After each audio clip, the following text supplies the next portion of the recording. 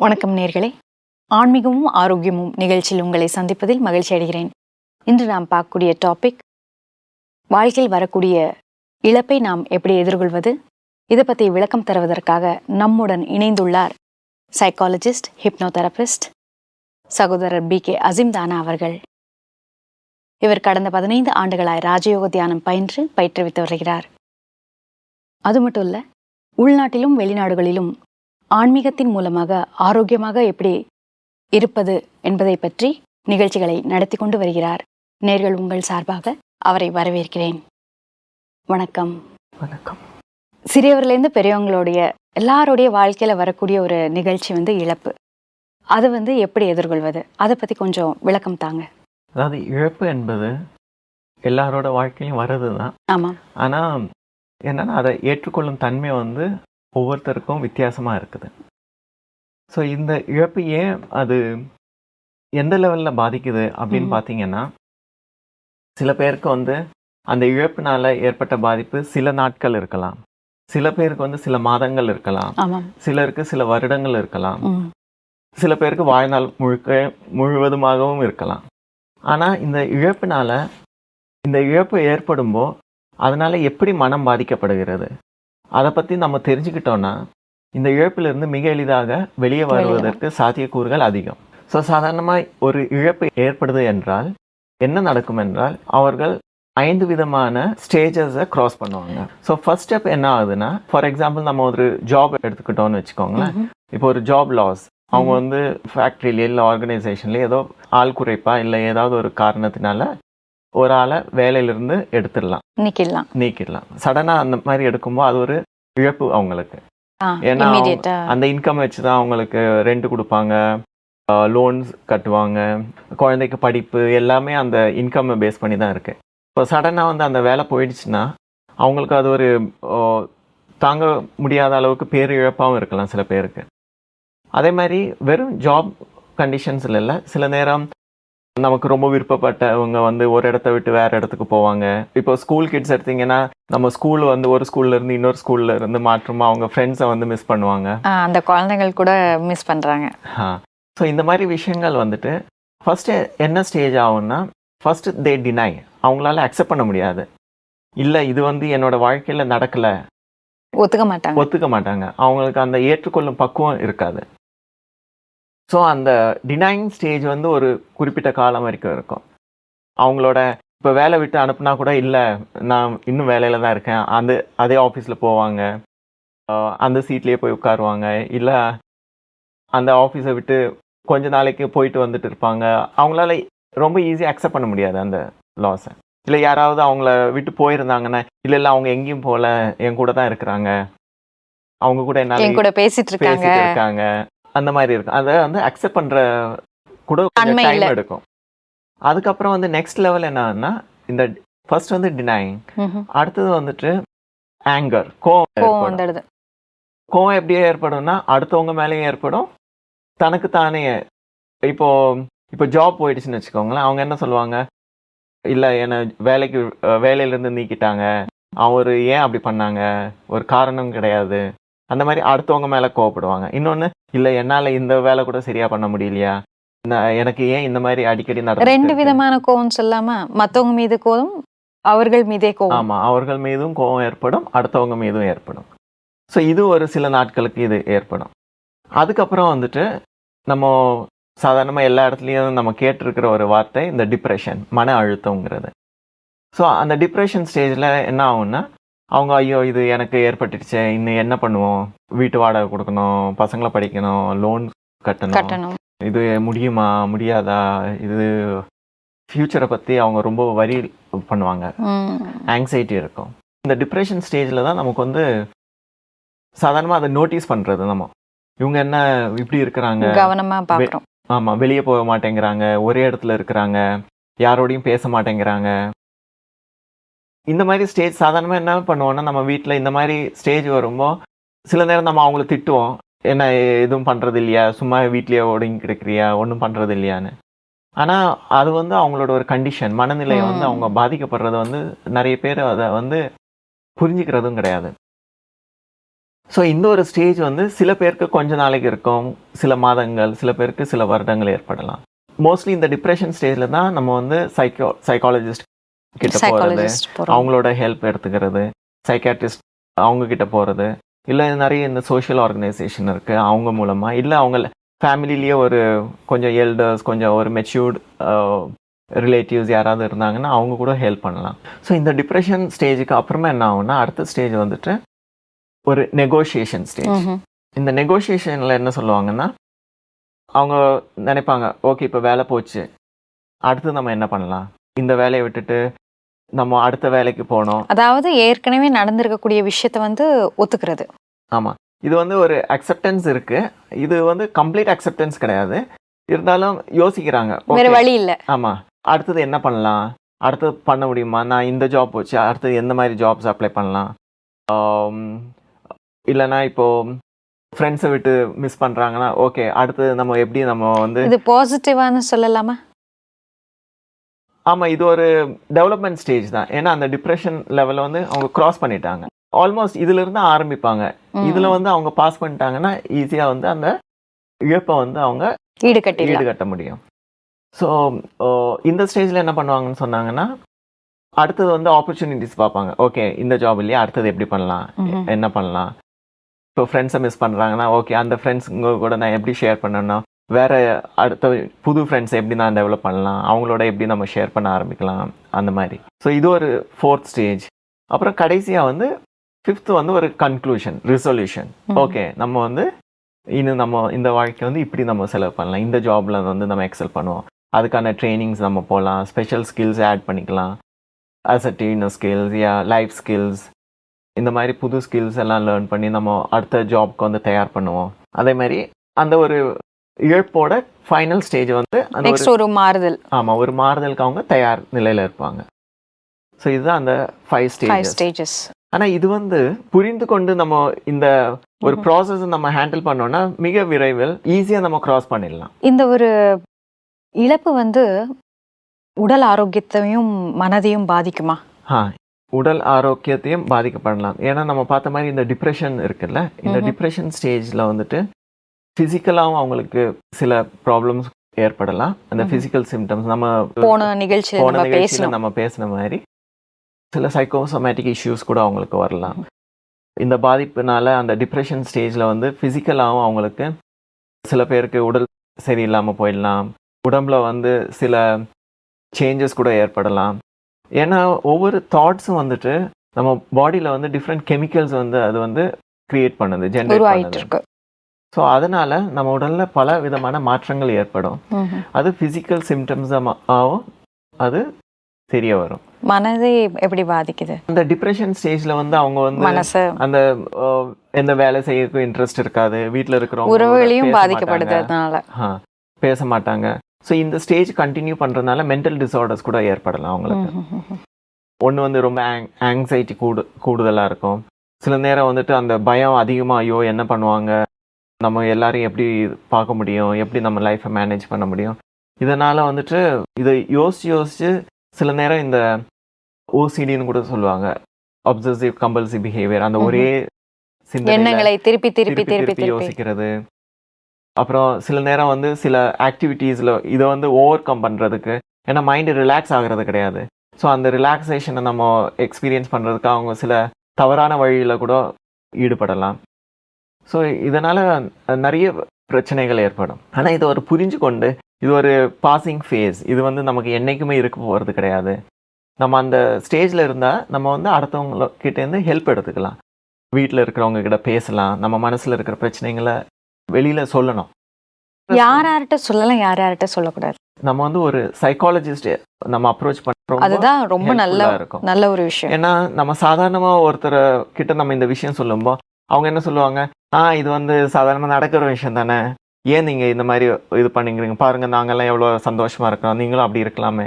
அப்போ இந்த மாதிரி சொல்லும்போது அவங்களுக்கு இன்னும் வருத்தமாக இருக்கும், ஐயோ என்னால் ஏன் இந்த மாதிரி இருக்க முடியறது இல்லையே, அவங்கெல்லாம் நல்லா இருக்கிறாங்க, சந்தோஷமாக இருக்கிறாங்க, என்னால் இருக்க முடியறது இல்லை. ஆனால் ஒரு சைக்காலஜிஸ்ட் கிட்ட போனீங்கன்னா அவங்க அதை வந்து டெக்னிக்கலாக ஹேண்டில் பண்ணுவாங்க. இது காரணம் என்ன, ரூட் காஸ் என்ன, அவங்க எதெல்லாம் ப்ராப்ளமாக பார்க்குறாங்க, அவங்களுக்கு அடிஷ்னலாக நம்ம என்னென்ன சாய்ஸஸ் நம்ம க்ரியேட் பண்ணி கொடுக்கலாம், அவங்களோட அந்த லிமிட்டட் இப்போ என்ன பண்ணுறாங்கன்னா, ஐயோ ஜாப் போயிடுச்சு என்னால் எதுவும் பண்ண முடியாது, அந்த ஒரு ஒரு லிமிட்டட் திங்கிங்கில் இருப்பாங்க. ஸோ ஒரு சைக்காலஜிஸ்ட் கிட்ட போனீங்கன்னா அவங்க என்ன பண்ணுவாங்கன்னா, அந்த லிமிட்டட் திங்கிங் இருக்குல்ல அதை கொஞ்சம் எக்ஸ்பேண்ட் பண்ணுவாங்க. கவுன்சிலிங் பண்ணுவாங்க. கவுன்சிலிங் பண்ணி அவங்களுக்கு நிறைய ஆப்பர்ச்சுனிட்டி சொல்லி கொடுப்பாங்க. ஓகே இது இப்படி தானே இருக்கு, இன்னும் நீங்கள் இதை எப்படி வெளியே வரலாம், இதுக்கான அடிஷ்னலாக நீங்கள் என்னென்ன பண்ணலாம், உங்களுக்கு என்னென்ன ஆப்பர்ச்சுனிட்டிஸ் இருக்குது, அதுக்கு நீங்கள் எப்படியெல்லாம் அப்ளை பண்ணலாம், இந்த மாதிரி ஒரு சாய்ஸஸ் இருக்குல்ல அதை வந்து அதிகமாக அவங்களுக்கு சொல்லி கொடுப்பாங்க. வாய்ப்புகள் வந்து ஆமாம், வாய்ப்புகள், அதிக வாய்ப்புகள் அவங்களுக்கு ஏற்படுற மாதிரி, இல்லை அந்த அதிக வாய்ப்புகள் அவங்க எப்படி வந்து அதை அப்ரோச் பண்ணலாம், அந்த மாதிரி ஒரு சுச்சுவேஷன் அவங்க கிரியேட் பண்ணி கொடுப்பாங்க. ஓகே. ஸோ அதனால் சாதாரணமாக நம்ம மற்றவங்ககிட்ட சொல்லலாம். அதாவது நம்ம மனசில் இருக்கிற பாரத்தை வந்து அடுத்தவங்ககிட்ட சொல்கிறது ரொம்ப நல்ல விஷயம். ஏன்னா மனசு வந்து ரிலாக்ஸாக இருக்கும், அந்த ஹெவினஸ் வந்து கம்மியாகும்.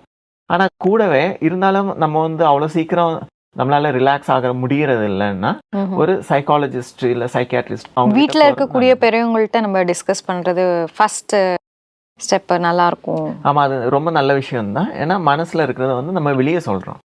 அப்போது அந்த கேட்குறவங்க கூட அதை ஒரு அவங்களுக்கும் தெரியணும், ஓகே அவங்க வந்து அந்த ஒரு பிரச்சனையில் இருக்கிறாங்க. ஸோ அவங்க வந்து நம்ம புக்கில் கூட எழுதலாமா? ஒரு பேப்பரில் எழுதுறது, நோட் புக்கில் எழுதுறது, இதுவும் ஒரு கடவுள்கிட்ட வந்து லெட்டர் எழுத மாதிரி ஏதாவது அந்த மாதிரி. ஆமாம், நம்ம ராஜயோகாவில் கூட அந்த மாதிரி செய்கிறோம். ஒரு லெட்டர் எழுதுறதுனால என்ன ஆகுதுன்னா நம்மளோட மனசில் இருக்கிற பாரத்தை வந்து, ஏன்னா மனசில் வந்து அந்த டென்ஷனாக இருக்கும்போது நம்ம புத்தி கூட ஒழுங்காக வேலை செய்யாது. ஏன்னா அதே ஒரு பிரச்சனையை தான் நம்ம பார்த்துக்கிட்டு இருப்போம். ஸோ இந்த மாதிரி எழுதுறது, அடுத்தவங்ககிட்ட சொல்கிறது, எக்ஸ்பிரஸ் பண்ணுறதுனால, ஒரு சைக்காலஜிஸ்ட் கிட்ட போகிறதுனால என்ன ஆகும்னா நமக்கு வந்து அந்த மனத்தில் இருக்கிற அந்த கன்ஃபியூஷன் வந்து கிளியர் ஆகும்.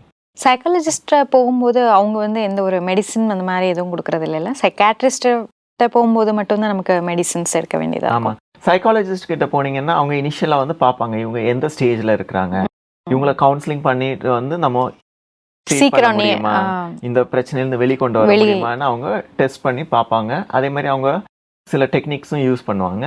ஆனால் அவங்களுக்கு அதில் கூட வெளியே வந்துடுவாங்க நிறைய பேர். ஆனால் அதுலேயும் முடியல, அவங்க ரொம்ப அதிகமாக பாதிச்சிருக்காங்கன்னா அவங்க வந்து அவங்களோட சீனியர்ஸ் இல்லாட்டி அவங்க சைக்கியாட்ரிஸ்ட் கிட்ட ரெஃபர் பண்ணுவாங்க. ஓகே, ஸோ சைக்காலஜிஸ்ட் அப்ரோச் பண்ணுறது கூட நல்ல விஷயம்தான். ஏன்னா அவங்களுக்கு தெரியும் இவங்க எந்த ஸ்டேஜ், இவங்கள நார்மலாக ஹேண்டில் பண்ணலாமா இல்லை சைக்கியாட்ரிஸ்ட் கிட்ட பேசலாமா. அப்புறம் இன்னொன்று என்னென்னா, இந்த மாதிரி டிப்ரெஷனில் இருக்கிறாங்க இல்லை இந்த இழப்பு ஏற்படுதுன்னா இதில் வந்துட்டு எல்லாருமே ஒரே மாதிரி பாதிக்கப்படுறது கிடையாது. சில பேர் அந்த இழப்பை வந்து மிக விரைவில் அதை வந்து அக்செப்ட் பண்ணிடுவாங்க, இல்லை அதை க்ராஸ் பண்ணிடுவாங்க. இந்த 5 ஸ்டேஜஸ் நான் சொன்னேன்ல, இந்த 5 ஸ்டேஜஸ் வந்து ஈஸியாக க்ராஸ் பண்ணுவாங்க. ஆனால் இன்னொரு குரூப் இருக்காங்க, சில பேர் இன்ட்ரோவர்ட்னு நம்ம டிஸ்கஸ் பண்ணோம், சில பேர் வந்து எக்ஸ்ட்ரோவர்ட்னு டிஸ்கஸ் பண்ணோம். ஸோ இதில் வந்து இந்த இன்ட்ரோவர்ட்னு இருக்கிறவங்க வந்து அதிகமாக யோசிக்கிறவங்க. ஓகே. ஸோ இந்த மாதிரி பிரச்சனைகள் வந்ததுன்னா அவங்க யோசிப்பாங்க, ஓகே இது எதனால் ஏற்பட்டது, ஓகே இந்த இழப்பு எனக்கு ஏற்பட்டுச்சு, ஜாப் போயிடுச்சு, ஓகே எதனால் போச்சு, எனக்கு இந்த ஸ்கில் வந்து அதில் கொஞ்சம் கம்மியாக இருக்குது, இல்லை எனக்கு அதில் வந்து இன்ட்ரெஸ்ட் அதிகமாக கிடையாது, ஸோ எனக்கு இன்ட்ரெஸ்டான வேலையை நான் சர்ச் பண்ணலாம், இல்லை அந்த மாதிரி ஒரு டிபார்ட்மெண்ட்டில் நான் ஷிஃப்ட் பண்ணலாம். ஸோ அதில் நான் இன்ட்ரெஸ்டாக வேலை செய்கிறதுனால அவங்களுக்கும் ப்ரொடக்டிவாக இருக்கும், எனக்கும் வந்து ஒரு சாட்டிஸ்ஃபேக்ஷன் திருப்தியாக அந்த மாதிரி திங்க் பண்ணுவாங்க. ஆனால் இந்த எக்ஸ்ட்ராவர்ட்னு ஒரு பர்சனாலிட்டி நம்ம லாஸ்ட் செஷன்ஸில் டிஸ்கஸ் பண்ணோம், அவங்க அதிகமாக வந்து இந்த சிந்திக்கிறது கிடையாது, அதாவது நம்மளோட புத்தியை வந்து அதிகமாக யூஸ் பண்ணுறது கிடையாது. ஸோ அவங்க என்ன பண்ணுவாங்க, இந்த மாதிரி இஷ்யூஸ் ஏற்படும்போது ரொம்ப அந்த இஷ்யூஸ்லேயே ஸ்டாக்னண்ட் ஆகிடுவாங்க. ஓ எனக்கு இது நடந்து போச்சே, எதனால் ஆச்சு, எல்லாருமே இப்படி பண்ணுறாங்களே, ஏன் இப்படி பண்ணுறாங்க, நான் எங்கே போனாலும் எனக்கு இந்த மாதிரி தான். அவங்களுக்குள்ளேயே அவங்க ஒரு வட்டத்தை போட்டுட்டு அதுக்குள்ளே இருந்துடுறாங்க, அதுலேருந்து வெளியில் வர்றது கிடையாது. அந்த ஒரு சிமிலர் பேட்டர்ன் ஆஃப் திங்கிங், அந்த திங்கிங் பேட்டர்ன் வந்து ஒரே மாதிரி அவங்களுக்கு இருக்கு. ஸோ அவங்களுக்கு வந்துட்டு இந்த ஹெல்ப் ரொம்ப தேவைப்படும். ஏன்னா அவங்க வந்து சுயம் அவங்களால யோசிச்சுட்டு அதை புரிஞ்சு கொண்டு அந்த ஒரு ப்ராப்ளம்ஸை சால்வ் பண்ணுறதுக்கு அவங்களுக்கு முடியறது இல்லை. ஸோ இது வந்து நம்ம சொசைட்டியில் வந்து நிறைய பேருக்கு இந்த இஷ்யூஸ் ப்ராப்ளம்ஸ் இருக்குது. ஏன்னா அது ஒரு சிறு பருவத்திலேருந்தே அவங்களுக்கு அந்த எல்லாமே ஈஸியாக கிடைச்சிடுது, அவங்களுக்கு எங்கேயும் வந்து ஒரு யோசிச்சு நம்ம டிசிஷன் எடுக்க வேண்டிய அவசியம், அந்த ஒரு ஆப்பர்ச்சுனிட்டிஸ் அவங்களுக்கு இல்லாமல் இருக்கிறதுனால அவங்களுக்கு இந்த மாதிரி இஷ்யூஸ் ப்ராப்ளம்ஸ் வரும்போது அதை ஹேண்டில் பண்ணுறதுக்கு அவங்களுக்கு கொஞ்சம் கஷ்டமாக இருக்கு. ஸோ இந்த பர்சனாலிட்டிலையும் அந்த இன்ட்ரோவர்ட்டாக இருக்கிறவங்க வந்து ரொம்ப ஈஸியாக க்ராஸ் பண்ணிடுறாங்க. எக்ஸ்ட்ராவர்ட்டா இருக்கவங்களுக்கு வர்றது கஷ்டமா இருக்கு. அவங்களுக்கு வந்து இந்த ஹெல்ப் தேவைப்படுது. அவங்க வீட்டில் இருக்கிறவங்க கூட ஹெல்ப் பண்ணலாம். இல்லை இந்த மாதிரி ஆர்கனைசேஷன், சோஷியல் ஆர்கனைசேஷன்ஸ், இல்லை இந்த சைக்காலஜிஸ்ட், சைக்கியாட்ரிஸ்ட், ஸோ இவங்களோட ஹெல்ப் வந்து அவங்களுக்கு தேவைப்படும். தினசரி வாழ்க்கையில இழப்பை வந்து எதிர்கொள்வதற்காக ஏதாவது வந்து ஈஸியான முறைகள் இருக்கா? இந்த தினசரி வாழ்க்கையில் நம்ம என்ன பண்ணலான்னு சொன்னால், நார்மலாக என்ன ஆகுதுன்னா நம்மளோட டெய்லி ரூட்டீன் தினசரி வாழ்க்கையில் நமக்கு கொஞ்சம் கூடுதல் அட்டென்ஷன் கொடுத்தா நல்லாயிருக்கும். அதனால் என்ன ஆகுன்னா, இந்த மாதிரி இழப்பை எதிர்கொள்கின்ற இல்லை இந்த இழப்பை வந்து நம்ம ஈஸியாக க்ராஸ் பண்ணுறதுக்குள்ள சக்தி நமக்கு ஈஸியாக கிடைக்கும். முதலே நம்ம வந்து தயார் பண்ணிக்கிறோம்னு சொன்னால் நமக்கு வந்து ஒவ்வொரு இழப்பு ஏற்படும் போதும் அது வந்து அதிகமாக நம்மளை பாதிக்காது. சக்தினா மனசக்தியா? மென்டலாகவும் சொல்லலாம், ஃபிசிக்கலாகவும் சொல்லலாம். ஸோ எந்த ஒரு சுச்சுவேஷனையும் நம்ம ஒரு ப்ராப்பராக பிளான் பண்ணி ஒவ்வொரு விஷயத்தையும் செஞ்சோன்னா அந்த மாதிரி ப்ராப்ளம்ஸ் வந்து ஹேண்டில் பண்ணுற ஒரு தயார் நிலையில் இருப்போம். ஸோ தினசரி வாழ்க்கை எடுத்துட்டிங்கன்னா நம்ம என்ன சொல்லலாம்னு சொன்னால், ஒன்று வந்து நம்ம காலையிலேருந்து சாயங்காலம் வரைக்கும் நம்மளோட தினசரி வாழ்க்கை எப்படி இருக்கணும். ஸோ அதில் கொஞ்சம் அட்டென்ஷன் கொடுக்கணும். என்ன கொடுக்கணும்னு பார்த்தீங்கன்னா, ஒன்று வந்து நமக்கு இரவு தூக்கம் இருக்குல்ல, ஆமாம், அது வந்து எப்போதுமே நம்ம நல்ல ஒரு சொல்லப்போனால் நம்ம இரவில் வந்து சாதாரணமாக நம்ம தூங்கும்போது முடிஞ்ச வர ஒரு 9:30-10 மணிக்குள்ளே தூங்கி ஆகணும். ஏன்னா நார்மலாக இப்போ இருக்கிற லைஃப் ஸ்டைல் எப்படின்னா, நைட்டு வந்து ரொம்ப நேரமாக டிவி பார்க்குறது, மொபைல், இன்டர்நெட், இமெயில்ஸ் பார்க்குறது, கேம்ஸ் விளையாடுறது, இந்த மாதிரி நம்ம நிறைய இரவு தூக்கத்தை வந்து நம்ம சாக்ரிஃபைஸ் பண்ணிவிட்டு மற்ற வேலையில் வந்து இன்வால்வ் ஆயிடுறோம். சில பேருக்கு இந்த மாதிரி ஒரு ஆட்டிடியூட் இருக்குது. அதாவது அவங்க நைட்டில் வேலை செய்கிறனால நைட்டில் நம்ம ரொம்ப நேரம் பண்ணிடலாம், அப்போ காலையில் கொஞ்சம் நல்லா தூங்கிடலாம், காலைல டென்ஷன் இருக்காது, நம்ம நைட்டே வேலையை முடிச்சு. சில பிள்ளைங்கள் கூட வந்து நைட் படிப்பாங்க, ஆமாம், காலையில படிக்கிறது பதிலா நைட்டு. ஸோ இதனால என்ன ஆகுதுன்னா, நம்மளோட உடம்புல வந்துட்டு ஒரு பயாலஜிக்கல் கிளாக்னு ஒன்று இருக்குது. அதாவது இந்தந்த டைமில் இந்த ஒவ்வொரு ஆர்கன்ஸு ஒவ்வொரு ஆக்டிவிட்டி செய்யும், வேலைகளை செய்யும். ஸோ இரவு நேரத்தில் என்ன ஆகுதுன்னா, நம்ம வந்து ஆட்டோமேட்டிக்காக எப்போ நம்ம சன் செட் ஆகுதோ அப்போ என்ன ஆகுதுன்னா நம்ம உடம்புல கூட சில மாற்றங்கள் ஏற்படுது. சூரியன் மறைஞ்ச உடனே நம்ம பாடியும் தயாராகுது ரெஸ்ட் எடுக்கிறதுக்காக. அப்போ என்ன ஆகுனா, அந்த இரவு நேரத்தில் வந்து ஒரு நள்ளிரவு வர்றதுக்கு முன்னாடி நம்ம பாடி கூட அதுக்கேற்ற மாதிரி தயார் நிலையில் இருக்குது, நம்ம உடம்பையும் ரெஸ்ட் எடுக்கணும்னு. நீங்கள் இந்த பறவைங்கள், மிருகங்களை கூட பார்த்தீங்கன்னா பார்த்துக்கோங்க, அது சாயங்காலம் ஆனால் அதெல்லாம் வீட்டுக்கு போயிடும். ஸோ அதனால என்ன ஆகுனா, நம்ம அந்த ஈவினிங் டைம்ஸில் வந்து நம்ம பாடியை வந்து அதிகமாக எக்ஸர்ஷன் பண்ணாமல், அதே மாதிரி நம்ம உணவும் கொஞ்சம் சீக்கிரமாக சாப்பிட்டுட்டு பாடி வந்து அந்த ஒரு 7-8க்குள்ளேயே நம்ம டின்னரையும் கம்ப்ளீட் பண்ணிட்டா நம்ம பாடியும் தயாராக அந்த ரெஸ்ட் எடுக்கிறதுக்கு தயாராகும். அப்போ என்ன ஆகுனா, ஒரு 9:30 10:30 வந்து நம்ம தூங்கணும். அது இல்லாமல் நம்ம 12 மணி வரைக்கும் முழிச்சிட்டு வேலை செஞ்சுக்கிட்டெல்லாம் இருந்தோன்னா என்ன ஆகுனா, நமக்கு இந்த நோய் எதிர்ப்பு சக்தி, அதே மாதிரி இந்த மாதிரி இஷ்யூஸ் வரும்போது நம்ம மனசில் வந்து பிரச்சனைகளை எதிர்கொள்கிற சக்தி, இந்த சக்திகள் எல்லாம் இந்த மாதிரி தூக்கம் வந்து நம்ம ஒழுங்காக தூங்கினோன்னாலேயே இந்த சக்திகள் நமக்கு நேச்சுரலாகவே இருக்கும். இந்த மாதிரி தூக்கம் இல்லாமல் நைட்டு ரொம்ப நேரம் முழிச்சிருக்கிறது, காலையில் லேட்டாக தூங்குறது, இந்த மாதிரி இருக்கிறவங்க வந்து மிக எளிதாக இந்த மாதிரி விஷயங்களில் பாதிக்கப்படுவாங்க. அதாவது இந்த இழப்பை ஏற்றுக்கொள்கிற சக்தி வந்து அவங்களுக்கு ரொம்ப கம்மியாக இருக்கும். ஸோ அதனால் இந்த மெயினாக இந்த தூக்கத்தை அவங்க கொஞ்சம் ஒரு அட்டென்ஷன் கொடுத்துட்டு கரெக்ட் டைமுக்கு தூங்கி காலையில் கொஞ்சம் சீக்கிரமாக எழுந்திருச்சு, சீக்கிரமாக எழுந்திருக்கிறதுனால எத்தனை மணிக்கு எழுந்திருக்கலாம்? அதாவது எழுந்திருக்கலாம்னு பார்த்தீங்கன்னா, காலையில் வந்து ஒரு 3:30க்கு அப்புறம் 3:30 4 o'clock அப்புறமா நீங்கள் எழுந்திருக்கலாம். ஒரு மனிதனுக்கு எவ்வளோ நேரம் தூக்கம் இருக்கணும்? அதாவது சாதாரணமாக 6 hours ஸ்லீப்னு சொல்கிறாங்க. 6 to 7 hours ஸ்லீப் நார்மல் எல்லாருக்கும் தேவைப்படும். ஆனால் அதுவும் வந்து ஒவ்வொருத்தரோட ஆக்டிவிட்டீஸ் பொறுத்து, அவங்க தினசரி வாழ்க்கையில் டே டைமில் வந்து எவ்வளோ எக்ஸர்ஷன், எவ்வளோ டைம் ஸ்பெண்ட் பண்ணுறாங்க, எவ்வளோ மூளையை யோசிக்கிறாங்க, ஃபிசிக்கல் அண்ட் மென்டல். ஆமாம், எவ்வளோ ஃபிசிக்கலாக ஆக்டிவிட்டீஸ் இருக்குது, எவ்வளோ மென்டலாக மைண்டை யூஸ் பண்ணுறாங்க, இதுக்கேற்ற மாதிரி அவங்க ஸ்லீப்பும் ஸ்டைல் வந்து ஆமாம், ஸ்லீப்பும் வந்து அதுக்கேற்ற மாதிரி இருக்கும். மெயினாக நம்ம பார்க்க வேண்டியது, காலையில் எழுந்திருக்கும்போது நம்ம ஃப்ரெஷ்ஷாக இருக்கிறோமா, எழுந்த உடனே ஓகே தூக்கம் வரும், ஆனால் நம்ம ஃபேஸ் வாஷ் பண்ணிவிட்டு மற்ற ஆக்டிவிட்டீஸ் இன்வால்வ் பண்ணும்போது டே டைமில் நம்மளோட ஃப்ரெஷ்னஸ் எப்படி இருக்குது, நம்ம அலர்ட்டாக இருக்கிறோமா, நமக்கு டயர்ட்னஸ் கிடையாது, அந்த மாதிரி நம்ம டே டைம் வந்து நம்ம ஃப்ரெஷ்ஷாக இருக்கான்னு பார்த்துட்டோன்னா பிரச்சனை இருக்காது. நார்மலாக நைட்டு வந்து அவங்க தூக்கம் சரியில்லைன்னு பார்த்தீங்கன்னா அவங்களுக்கு என்ன ஆகும்னா சின்ன சின்ன விஷயத்துக்கு கோவம் வரும். இந்த மாதிரி இழப்பு ஏற்படுமோ வந்து ரொம்ப அதிகமாக பாதிக்கப்படுவாங்க. அப்புறம் ஆஃபீஸில் கூட பிரச்சனைகள்னு வந்ததுன்னா அதை சால்வ் பண்ணுறதுக்கு வந்து அவங்க கொஞ்சம் கஷ்டப்படுவாங்க. அதாவது சின்ன சின்ன விஷயத்த வந்து ஒரு பெரிய இஷ்யூவா, அதாவது மனம் அவங்களுக்கு ரொம்ப பாதிக்கும். ஓ, இவங்க இப்படி சொல்லிட்டாங்களே, ஏன் இப்படி சொன்னாங்க, அந்த மாதிரி பண்ணக்கூடாது, ஏன் இந்த மாதிரி நடக்குது எனக்கு, இந்த மாதிரி ஒரு வருத்தப்படக்கூடிய ஒரு ஆட்டிடியூட், பிஹேவியர், கோவப்படுறது. ஸோ இதிலிருந்து பார்க்கலாம் என்னோட லைஃப் ஸ்டைலில் எங்கேயோ நான் தப்பு பண்ணுறேன். எனக்கு எவ்வளோ ரெஸ்ட் கிடைக்கணுமோ அவ்வளோ ரெஸ்ட் எனக்கு கிடைக்கிறது கிடையாது. ஸோ அதை பேஸ் பண்ணிட்டு நம்ம முடிவு பண்ணலாம் எவ்வளோ நேரம் தான் தூங்குறது. ரெஸ்ட்ன்றது ரொம்ப முக்கியமான ஒரு ரொம்ப விஷயமா முக்கியம், இருக்கு. மனதுக்கும் உடலுக்கும். ராஜயோகத்தில் இழப்பை எதிர்கொள்வதற்கு ஏதாவது வழிமுறைகள் உண்டா?